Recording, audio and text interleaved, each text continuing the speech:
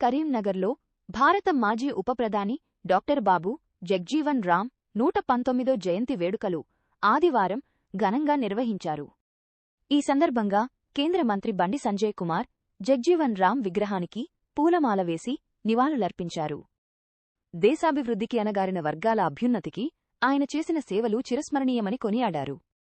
ఈ కార్యక్రమంలో ఎమ్మెల్యే మేడిపల్లి సత్యం, కలెక్టర్ చిత్ర మిశ్రా, సిపి గౌస్ ఆలం తదితర ఉన్నతాధికారులు, కుల సంఘాల నాయకులు పాల్గొని నివాళులు అర్పించారు.